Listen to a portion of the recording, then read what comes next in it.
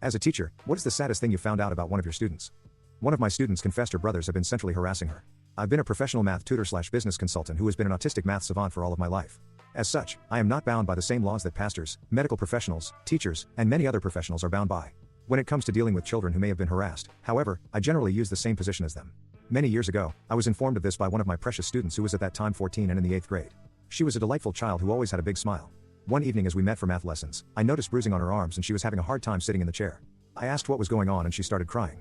She leaned over and whispered to me that her brothers and their friends had been centrally assaulting her for about a year and a half. The most recent weekend had been the worst yet. Her brother had gotten into some money trouble with the local bookie and had used her the previous 3 days as a cash cow. He told her to not make plans for the next weekend because she would be helping him for the weekend. I asked her for the names of her 3 brothers and all his friends who had participated in her assault. Using a small recording device, I asked her to give me details about the guys.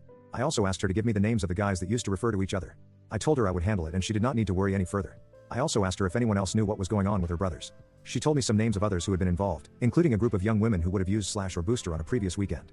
I'm viewed by people who know me as a gentle giant who tends to look like a biker's nightmare with a Wookiee appearance. Chewie is one of my nicknames. She asked that I not hurt her brothers. I promised her that I would never meet her brother, but I had some friends who would show them a proper road to travel.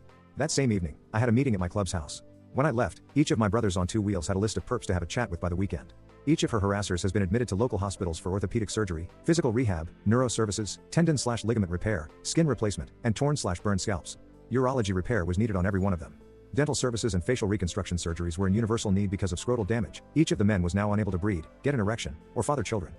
It seems that when testicles are removed, this is the expected outcome. Not much different than a gelding. A horse, missing fingers, and hands mean they wouldn't be using their fingers to harass another little girl. The city where all this happened never bothered to look into whether there had been any crimes against these men. The DA did receive a copy of the tape of my student's testimony. She was removed from her family and testified in each case against her attackers who didn't just plea out. My name was never mentioned. The eldest brother died in prison 2 years later, followed 3 years later by the baby brother, and 5 years later by the middle brother. My young student is now grown with 3 beautiful daughters and 2 handsome little sons. Her kids call me Papa and are as sweet as their mom. Her hubby calls me Dad since he died many years ago.